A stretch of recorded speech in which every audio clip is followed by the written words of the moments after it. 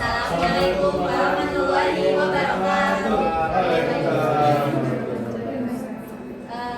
Kami di sini dari kelompok 6 akan mempresentasikan risiko keuangan internasional dan peran instrumen derivatif. Sebelumnya perkenalkan, saya Anissa Kinara Nuralidia, saya Zahra Pasha Kusuma, saya Ahmed Basari, saya Bagus Ramadan, saya Kemal Fafarisi. Dan mari kita mulai. Jadi di sini risiko kurs itu muncul karena nilai tukar mata uang asing selalu berfluktuasi akibat faktor ekonomi, politik maupun psikologis pasar. Perubahan ini sulit diprediksi secara akurat sehingga menimbulkan ketidakpastian bagi perusahaan yang bertransaksi lintas negara. Nah, faktor utamanya itu fluktuasi nilai tukar yang tidak dapat diprediksi, perbedaan kebijakan moneter antar negara, faktor politik dan geopolitik kayak perang, sanksi, dan instabilitas. Terus ada perubahan harga komoditas global kayak minyak, gas, dan lain-lain. Nah, dampaknya ke perdagangan internasional itu perusahaan bisa mengalami keuntungan atau kerugian hanya karena selisih kurs saat melakukan pembayaran ekspor, impor, pinjaman falas, atau repatriasi keuntungan. Contohnya, eksportir Indonesia yang menerima pembayaran dalam USD akan rugi jika rupiah menguat sebelum pembayaran diterima. Sebaliknya, jika rupiah melemah, eksportir bisa mendapat keuntungan tambahan.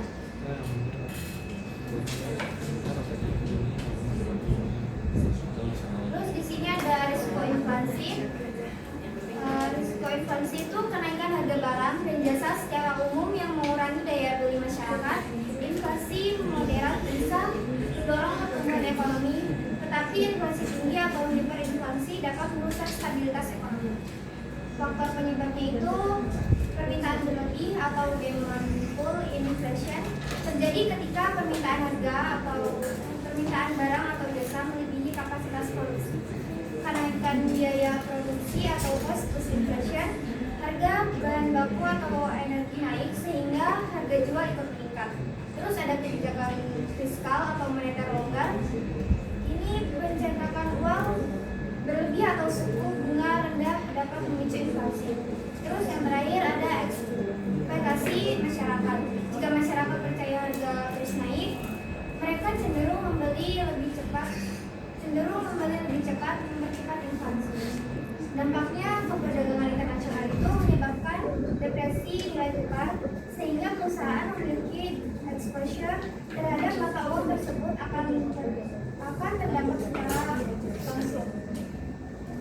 Contohnya, hiperinflasi di Argentina menyebabkan nilai peso jatuh drastis. Investor asing yang menanam modal di sana kehilangan nilai real dari pendapatan mereka, meskipun nominal keuntungan terlihat besar. Lalu selanjutnya ada sifat resiko suku bunga. Yang pertama ada resiko struktural. Jadi resiko ini muncul ketika perusahaan punya ketidaksesuaian antara jangka waktu aset dan kewajiban. Nah, contohnya utang perusahaan bersifat jangka pendek, tapi asetnya atau proyek yang menghasilkan pendapatan justru jangka panjang. Kondisi seperti ini membuat perusahaan rentan terhadap perubahan suku bunga. Jadi kalau suku bunga tiba-tiba naik, beban bunga langsung meningkat, sementara pemasukan belum tentu bisa menyesuaikan, sehingga hal ini menimbulkan tekanan finansial. Lalu yang kedua ada pengaruh suku bunga global. Selain faktor internal, perubahan suku bunga global juga memengaruhi negara berkembang. Nah, kebijakan Bank Sentral negara maju seperti Federal Reserve atau ECB biasanya itu menarik aliran modal ke negara mereka saat suku bunga mereka itu naik. Buat negara berkembang, hal ini dapat menyebabkan pelemahan nilai tukar, biaya pinjaman luar negeri yang lebih tinggi, dan meningkatnya risiko finansial perusahaan. Jadi pergerakan suku bunga global mempunyai efek cukup kuat pada stabilitas ekonomi pada negara yang berkembang. Lalu ada dampak dari risiko suku bunga. Dampak untuk perusahaan yaitu beban bunga naik sehingga laba perusahaan bisa menurun. Perusahaan juga jadi lebih hati-hati dalam mengambil pinjaman baru. Untuk dampak bagi investornya itu, nilai obligasi cenderung turun dikarenakan suku bunga bergerak berlawan dengan harga obligasi. Akibatnya potensi keuntungan investor juga tertekan. Lalu dampak yang didapatkan untuk negara berkembang itu sendiri adalah kenaikan suku bunga global bisa memicu arus modal keluar dan melemahkan nilai mata uang. Nah, selain itu biaya pinjaman internasional meningkat sehingga tekanan pada perekonomian jadi lebih besar.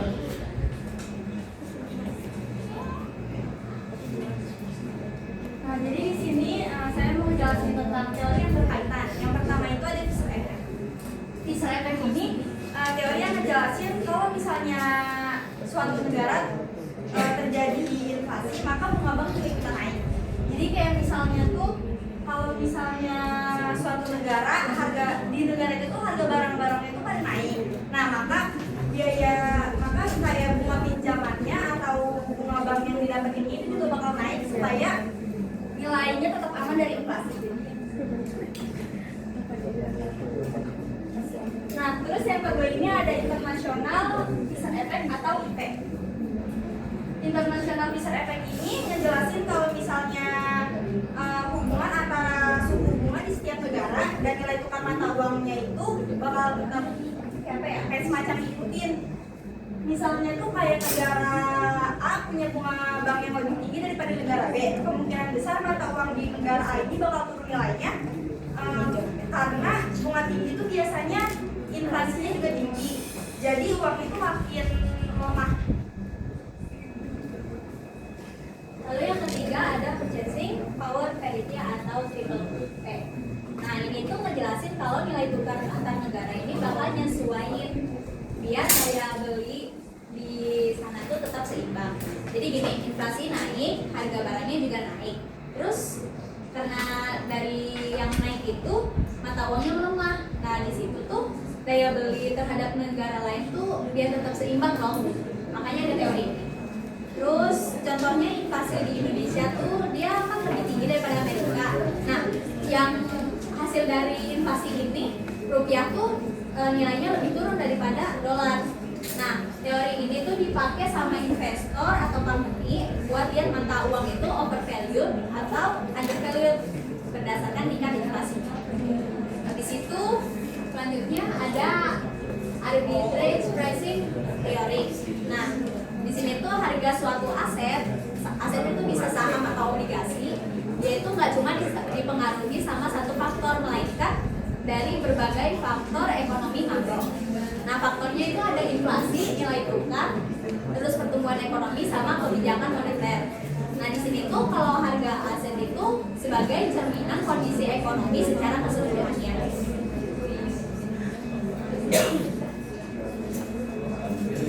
Selanjutnya ada forward contract. Forward contract itu adalah perjanjian antara perusahaan dan bank untuk menukar mata uang di masa depan dengan kurs yang sudah diikuti sejak awal.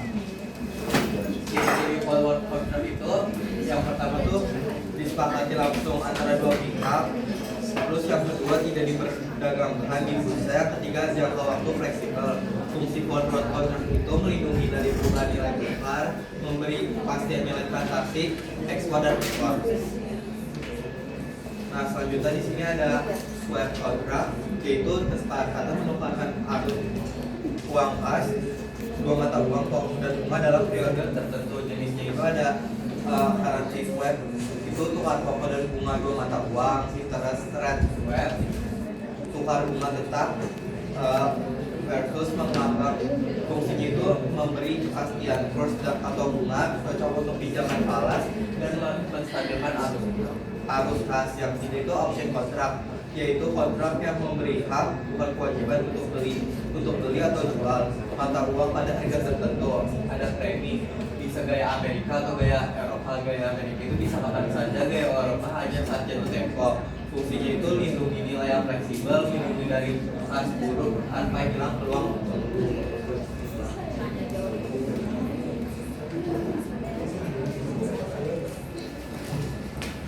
sekian dari kelompok kami. Terus kurang lebihnya mohon maaf. Terus buat sesi tanya jawab bakal dilanjutin sama kelompok 5. Terima kasih. 3. Assalamualaikum warahmatullahi wabarakatuh. Waalaikumsalam warahmatullahi wabarakatuh. Kami dari kelompok 5 akan melanjutkan sisi tanya jawab yang sudah dipaparkan oleh kelompok 6. Sebelumnya perkenalkan, nama saya Ahmad Fatih Ilham. Nama saya Adisa Putri Noviati. Saya Yusra Fira. Saya Ariana Nova. Saya Azrahani Farhana. Jadi di sini kami akan membuka sesi tanya jawab. Ini ada yang mau dipertanyakan dari PPT kami? Oke, dari Akila terlebih dahulu.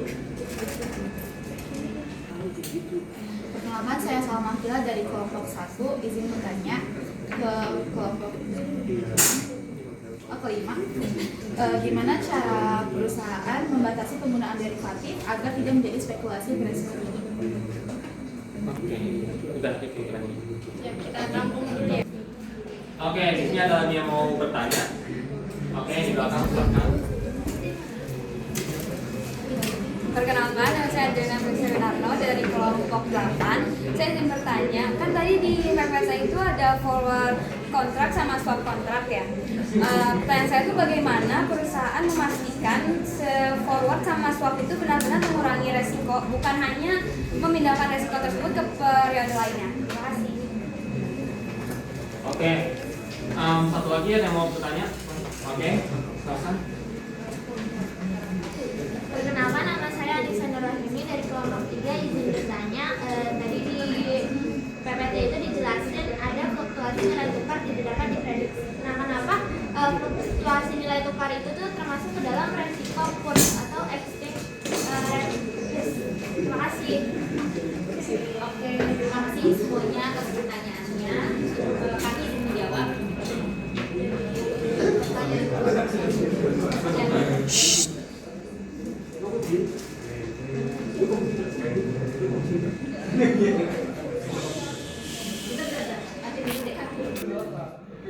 Selanjutnya saya akan menjawab pertanyaan dari kelompok 3. Jadi karena perusahaan atau individu yang melakukan transaksi internasional tidak tahu berapa nilai tukar yang akan berubah nantinya. Nah, nilai tukar yang berubah atau bergerak itu tidak sesuai dengan harapan bisa merugikan atau perhitungannya kacau. Oke, selanjutnya perubahan nilai tukar itu dianggap risiko karena naik turunnya itu bikin nggak pasti dari nilai utang, nilai aset, serta transaksi perusahaan itu dibikin nggak pasti. Jadi itulah kenapa fluktuasi kurs dianggap resiko karena perusahaan nggak bisa memprediksi 100% pergerakannya. Mungkin saya akan menjawab untuk kelompok 1 tadi. Untuk jawabannya, perusahaan bisa membatasi penggunaan derivatif agar tidak terjadi spekulasi dengan cara atau hanya menggunakan derivatif sebagai hedging, bukan untuk mencari untung. Kedua, yaitu menetapkan batas risiko serta memisahkan tugas antara yang melakukan transaksi ataupun pengawasan. Kalau seperti itu, apakah sudah bisa terjawab? Terima kasih. Selanjutnya saya akan menjawab pertanyaan dari kelompok 8 ya. Forward itu dipakai cuma buat transaksi yang bakal pasti terjadi, karena dari awal kurs itu udah dikunci, jadi resiko naik turun kurs itu bakal hilang, bukan ditunda. Terus si swapnya itu fungsinya buat stabilis biaya jangka panjang. Setelah yang namanya swap atau penukaran itu swap bisa ubah pinjaman valuta asing jadi rupiah atau biaya bunga mengambang jadi bunga tetap. Dengan cara itu perusahaan tuh jadi bisa tahu biaya jangka panjangnya sampai kontraknya berakhir. Makanya resikonya itu bakal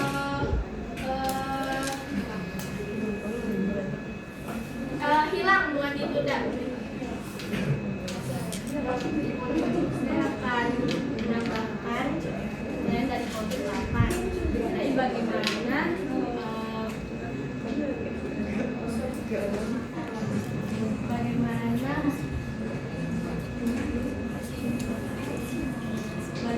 perusahaan memastikan forward dan swap itu benar-benar mengurangi risiko. Yaitu dengan salah satu caranya yaitu perusahaan dapat memantau efeknya secara berkala untuk terlihat